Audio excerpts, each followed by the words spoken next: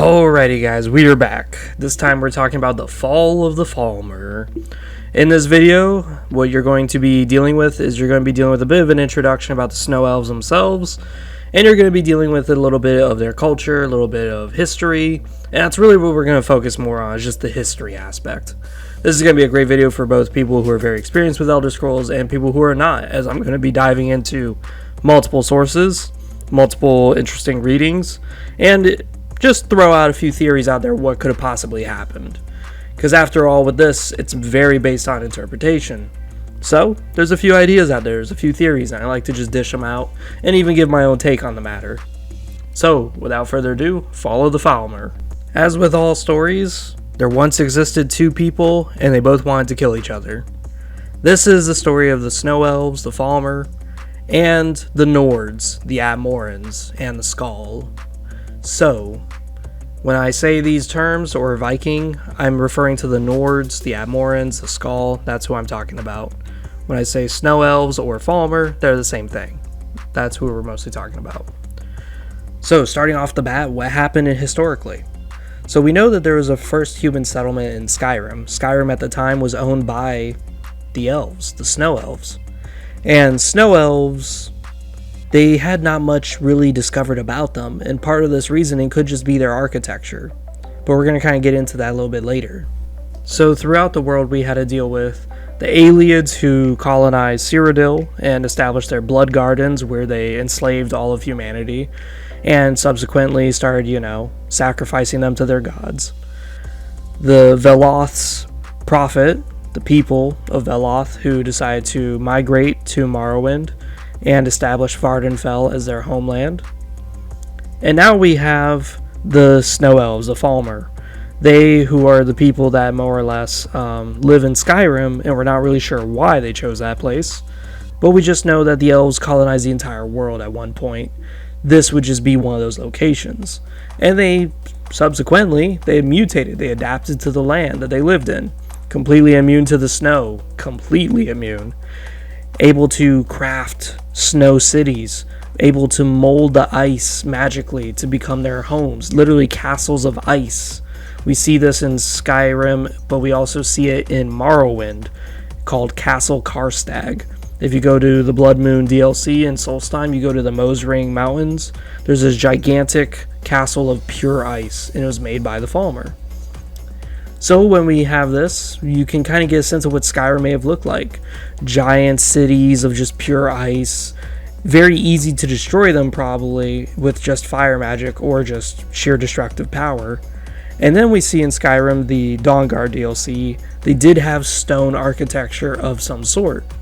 But I'm wondering how frequently it was used, considering that nowhere in Skyrim do you see any stone architecture anywhere.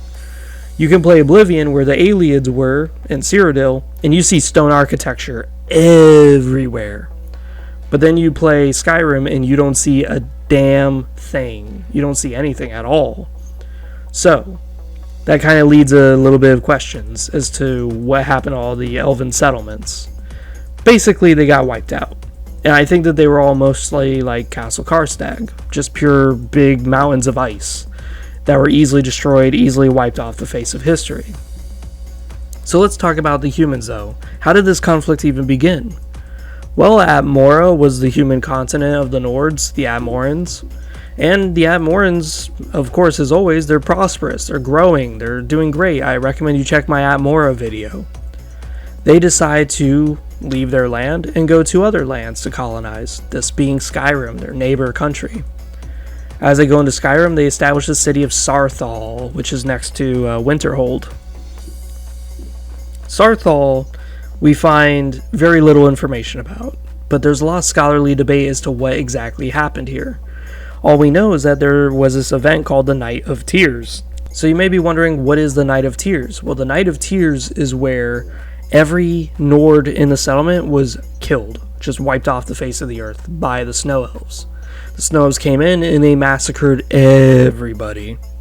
The only person who lived was Ysgramor and his sons, who he would retreat back to Atmora, tell everyone what happened, and all the Admorans would be so mad that they would rally under Ysgramor's banner and form his 500 companions, and they would set sail back to Skyrim and massacre the elves in this long, prolonged war where they saw the genocide of all the snow elves. But then this leads to the question, what exactly led to Saarthal being attacked? Why would the snow elves engage with such an enemy? Why would they attack their neighbor unprovoked?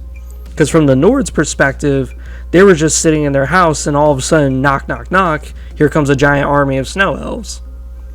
Well, let's kind of look at things. Let's kind of look at some interesting facts. So we know this. Saarthal was very magical. In fact, when you're playing there in Skyrim, you just keep finding magical enchantments everywhere. So whatever these Nords were doing, they were doing a lot of soul gems, a lot of magic. They were enchanting damn near everything. Everything you touch is fucking enchanted. They had soul gems just sitting there as traps even. So, okay, interesting. So they're doing a lot of soul harvesting. They're doing a lot of collecting people's souls or animals and creating these lesser enchantments. Interesting. But then we also see that there's this gigantic artifact called the Eye of Magnus. And the Eye of Magnus is this item of pure mana. Just being around it replenishes your mana and gives you an infinite well to draw magic from. What's interesting here is that this place is guarded by the soul of one of the warriors, the head chief of this area. And that's kind of eye-catching. So you're doing a lot of soul harvesting to create all these enchantments, yes. And now you bound your soul to this artifact where the only way to kill you is to drain the artifact of mana so that way I can defeat your ghost. What necromancy shit were you guys up to? And then there's Draugr, which are everywhere. And Draugr are again these undead Nords that no one really understands why, but they've been cursed to guard these crypts.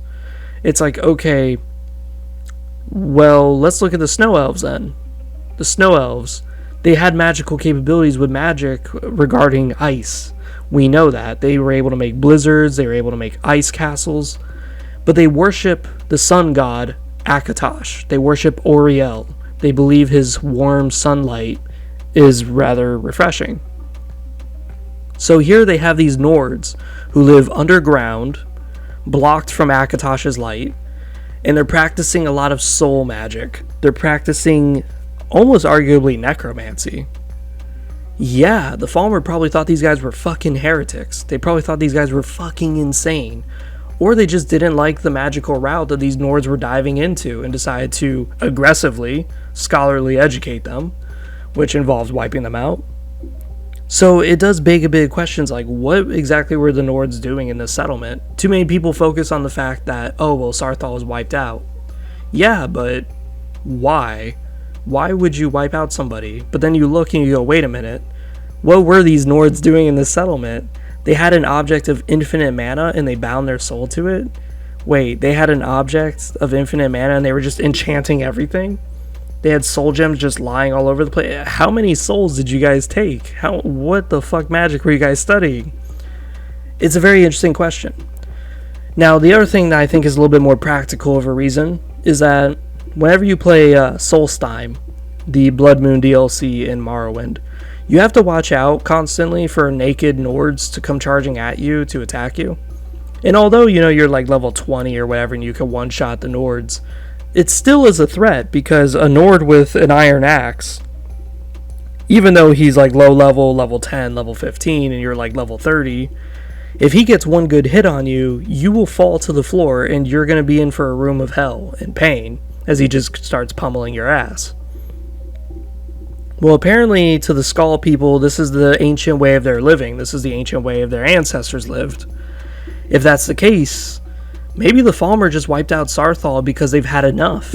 Maybe their own hunting parties where they would hunt mammoths and deer all of a sudden were beset by naked Nord barbarians who just kept attacking them over and over again. And finally they were just like, this is enough. We're wiping them out. This is some bullshit. The other idea is the one that most people agree with, which is that the Snow Elves may have been jealous. I don't necessarily agree with that, because then that implies that somehow the Falmer knew the Eye of Magnus existed in Saarthal, which, if they knew that it existed, Why would they give up on the siege of the city? Why would they wipe out everybody and then not dive in and constantly keep pummeling the city until they find the Eye of Magnus? It just kind of made no sense, in my opinion. But hey, you guys can always disagree with me. So either way, what happens after this? Sarthal is wiped out. Unfortunately, there's not enough archaeological evidence of the snow elves to guess where else happened. All we know is that Sarthal fell.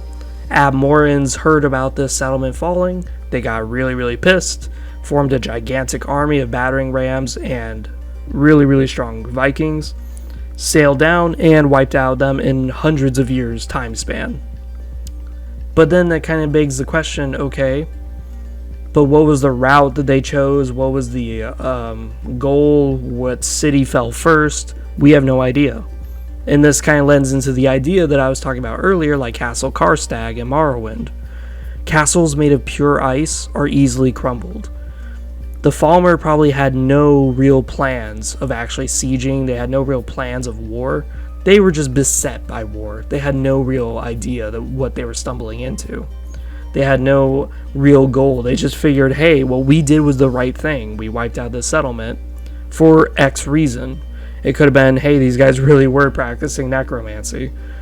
But in the end, the Abmorans don't care. All they know is that they just lost families of people for no provocation, because Ysgramor could have been a lying bastard and just simply said, hey, we were just minding our own business, and all of a sudden these snow elves came in, and everyone's like, really, the snow elves came in? Well, what happened to that one family, the shield bearers? Oh, they were just doing their thing. They were dissecting this rabbit carcass, extracting its soul, and I don't want to bother you with the details. Wait, what were they doing to the rabbit? Whoa, dude, this is heresy here. Wait, maybe the Falmer did deserve to wipe out your settlement. For whatever reason, we don't know. And bottom line is, the Nords are very familial people. They're very tribal, in essence. So here it is, one of their tribes get wiped out by an outside force. Yeah, they group together and they wipe you out. What's very interesting, though, is that the Nords did use their power of the voice, and they even sought masters of the voice to help them in their war against the Falmer. So picture this. Here's Nords who are capable of using the Thu'um, the dragon language, and they're able to use it to blast holes into walls. And now you're having them face the Falmer, who are in gigantic ice castles. Yeah, I don't think this is going to go well for the Falmer. And theoretically, that's probably what happened. Just one master of the voice comes in, speaks, the world shakes, and you just see the entire castle fucking crumble. This is probably why Ysgramor in his single lifespan probably led the extinction of all the Falmer, because their shitty temporary ice cities just get destroyed and decimated by the voice, the power of their voices. And without a castle to defend behind, they're basically laying naked, ready for these Viking warriors to just come in and brutalize them. It doesn't matter how great your weapons are, it doesn't matter how master crafted your gear is. Nords are very strong. They'll take a simple iron or steel battle axe and they will cleave you down in half. And it shows that most of the ancient Nord weapons are actually steel. They're not iron, they're steel weapons. It's just by the time you're playing in Skyrim, they're really, really old, from like 4 eras worth of age. But they're still stronger than iron. It's like, damn, dude, these Nord weapons, they're not worth anything. But the fact they're stronger than iron weapons after 4 millennia is crazy to me. That's a great sign of why the Falmer fell. The Falmer may have had better armor, better, more sophisticated magic, but the bottom line is, if your castle is blown away and you're just sitting there in an open field, and here comes this guy who's big, muscular, buff as hell, and he can take the pain. Once he gets in front of you, you're helpless. And that's what Morrowind did a really, really good job of illustrating.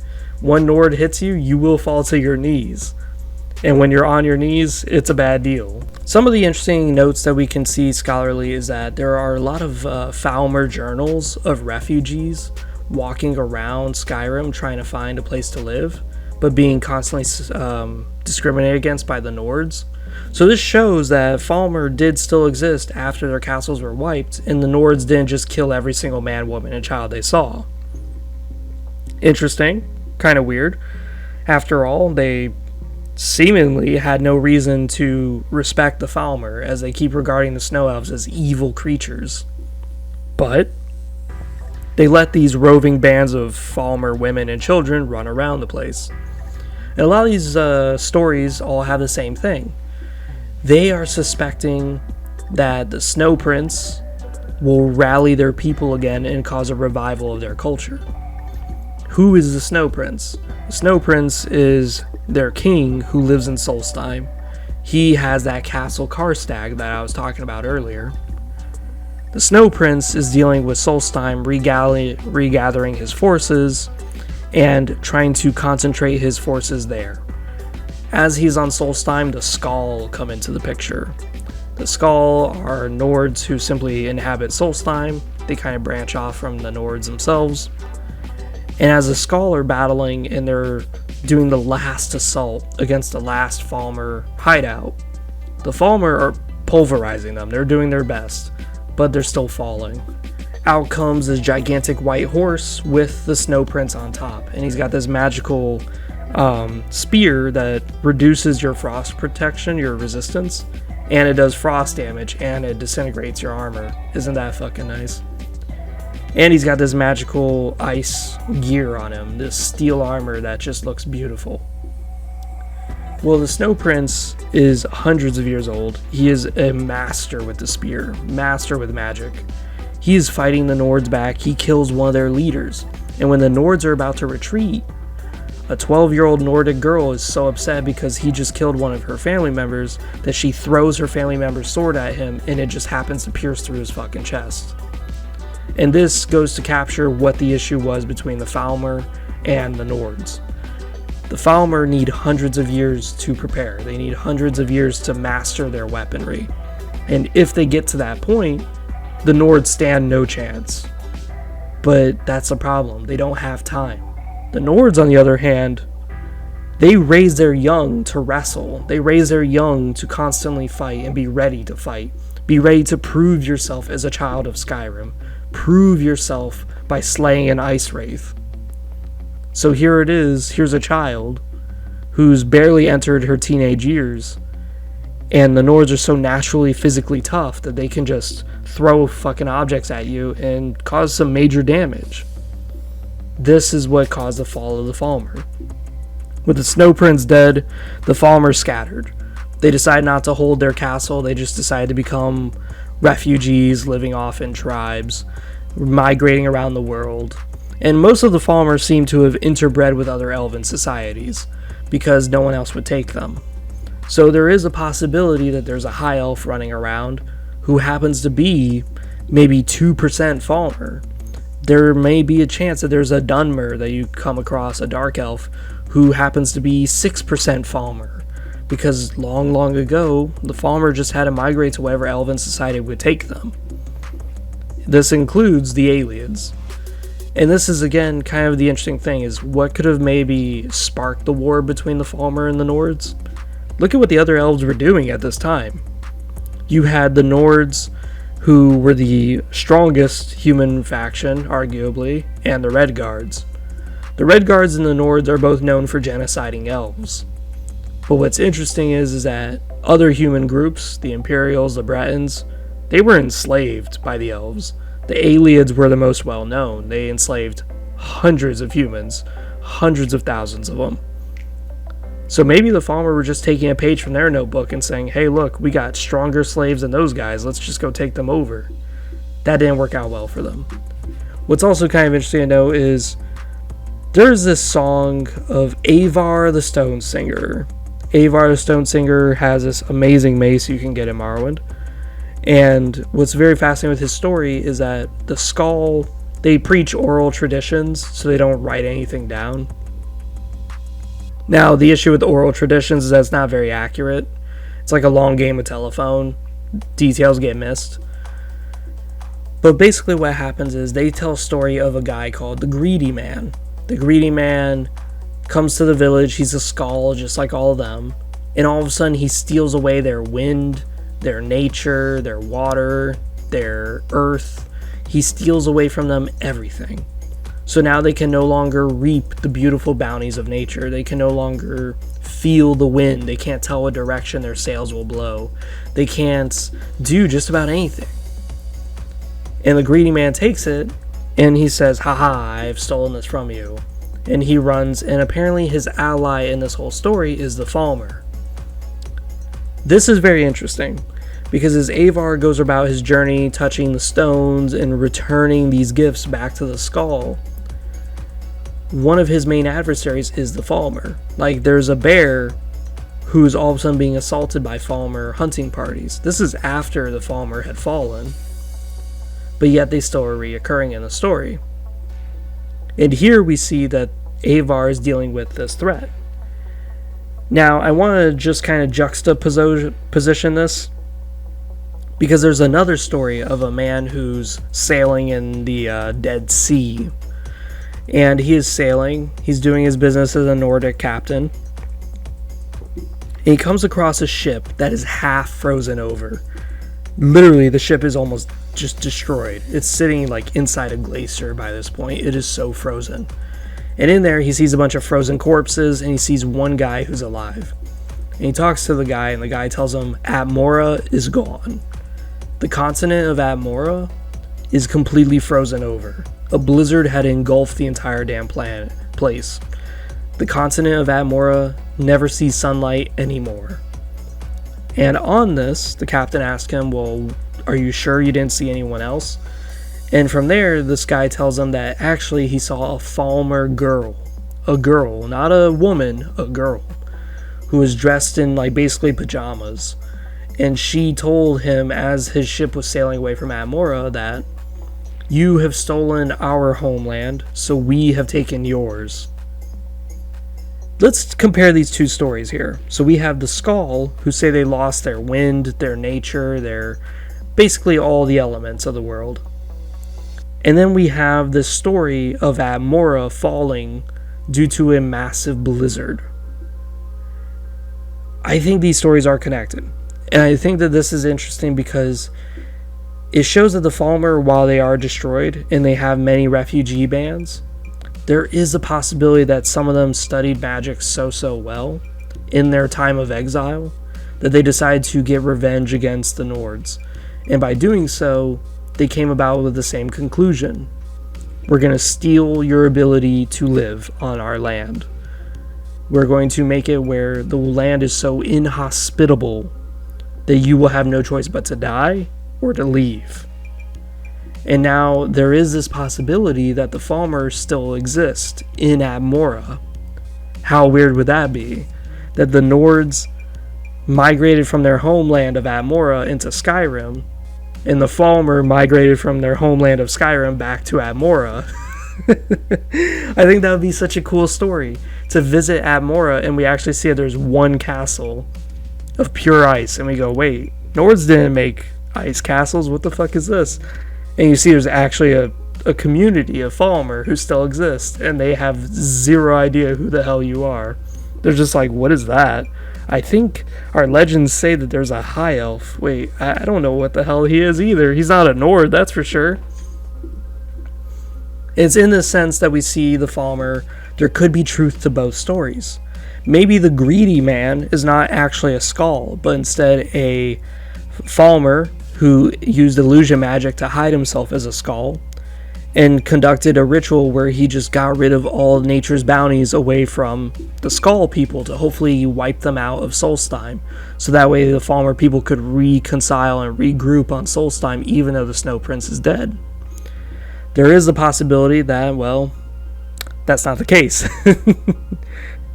There's a lot of interesting possibilities with the Falmer. One of the last bits that we're going to talk about is their religion. So they believe in the Chantry of Auriel. They still believe in other deities like Magnus, Sirabane, all these other gods that are pretty common in the Elven pantheon. But the main one they worship the most is Auriel. Auriel is Akatosh. Now, they believe in him, they believe in the warm lights that he gives and receives, and they establish many enclaves throughout Skyrim. What's very similar with all these enclaves, though, is that they are very deadly trials. They usually kill majority of the pilgrims. Elven society is never nice, is kind of like a theme in the Elder Scrolls universe. We see the Aliens who did their blood gardens where they would just sacrifice hundreds of thousands of slaves in a blood orgy. You got the Dunmer who practice slavery and they view it as like a cultural staple of their society. You have a lot of these weird things, like the Wood Elves who do cannibalism and they view that as totally fine. It's very fascinating. So then you see the Falmer and you go, okay, well, what's the bad thing that their society does? Because it seems like every elven culture does a bad thing. Well, with the Snow Elves, it seems like their bad thing is just simply put, they pretty much kill their pilgrims with impossible tasks. And that's just kind of interesting. It's like, here's this long-lived species, and they decide to give impossible, grueling, inhospitable lands to their temples to form pilgrimages on. So then by the time that the pilgrim makes it through the entire way, they get to the end, and then they usually feel some sort of relief. But even then, it's not clear what kind of relief they get. Some evidence shows that they just die because they've lived a complete religious life and they go join Oriel in a beam of light. Some of them just say they just join the temple as a paladin now, or they join the temple as whatever, but they're forever changed, and they suffer the same thing that the High Elves have, which is that they don't fall to aging. They can live forever. So this makes it a very weird study of topic, is here's these Snow Elves, they worship the sun, their main magic is to block the sun with blizzards, and they live in ice caves that are kind of dark and decrepit. And then they make it where their religion is so fucking hostile, it just kills most of the pilgrims, but then when the pilgrims succeed, they just die anyways. It's a very weird society, and it's very brutal. That being said, though, we don't see any slave pens, we don't see any evidence of slavery in their society, which could be a good thing, I guess. The last nail in the coffin, though, comes with the Dwemer. The Dwemer society, as everyone knows in Skyrim, pretty much enslaved the Falmer refugees who came to them. Now, what's kind of interesting here is that we do see evidence that the Dwemer and the Falmer were actually clashing at times. They had war occasionally because they did share the same land, which is interesting. That would be very interesting to study more of, is what could have caused this clash. I think, again, it more has to do with religion, because the Dwemer were very logical. They didn't really believe in gods, per se. They were very engineers, in a sense. And here's the Falmer, who already have possible evidence of wiping out the city of Sarthal due to religious reasons. So here's the Dwemer taking in these refugees, and from there they just start experimenting on them, feeding them poisonous mushrooms that change their body slowly but surely. And in the last-ditch effort, the Falmer decide to build a statue of their snow prince with these beautiful crystals for eyes. Amazing, beautiful crystals, wherever the fuck they got them. I think they probably magically crafted them, judging by how beautiful they are and how perfectly shaped they are as like a snow elf eye. From here, though, the Falmer story just goes into Skyrim lore muck, which is they mutate, they become a totally different species entirely now than what they once were, and they just proceed to wipe out whatever was left of the Dwemer defenses, and now after 4 eras of sitting in their hiding, they are now kind of resurfacing in Skyrim in droves, and they're being very blatant about their resurfacing. They're blind, they are unable to see, but they have these crazy chitinous armors and weapons. They seem immune to the cold still, just like the previous one. If you still kill them with ice magic, which I think is kind of like a developer oversight. But we do see that the Falmer are completely naked, wearing a few chitin gloves, a few chitin helmets, and yet they're living in the most inhospitable areas, like one of those pilgrimage, the Piercing Veil that I was talking about, where there's this pilgrimage site that is known for being inhospitable, yet there's a whole tribe of Falmer still living there. And these are the mutated Falmer, the ones who are totally different species now. It's like, okay, so they're now living in areas that are completely inhospitable. They're waging war against whatever was left of their Falmer brethren. They are complete corruptions of what they previously were. And even the paladin that you talk to, he even says that they are corrupted beyond measure. They don't even know what they are. They don't even know they're wiping out their own lineage. but they are rediscovering language, and they are rediscovering a lot of interesting things. And there's always this possibility that this new Falmer species could possibly become sentient. They could be declared either a new pariah, they could just become like the orcs, or there's a chance that after another millennia, they may evolve again back into an elven species, but just completely blind, and have stories of hymns and mantras of their oppression and of their nobility that they lost. I don't know. Besides that, you guys tell me down below what you guys think about the theories of why the Falmer fell. I think the main reason why is that they may have been a little too religious, they may have been a little too crazy, and the bottom line is that they used cities of pure ice instead of cities with like actual stone defense. Because when you look at the Chantry of Auriel, the stonework is all in the ground, it's not in the roof. The roof is still ice, which again is just kind of weird. Like when you go investigating their castles and stuff, they don't really have any hearths, which is interesting to note. It shows how comfortable they are in the snow. Whereas the Vikings, the Nords, whenever you look at any of their settlements, you always see a giant bonfire area or some sort of fire area, lots of torches laid around, places of warmth. But with the Falmer, you don't see any of that, just cold stone with ice everywhere. So besides that, see you guys next time.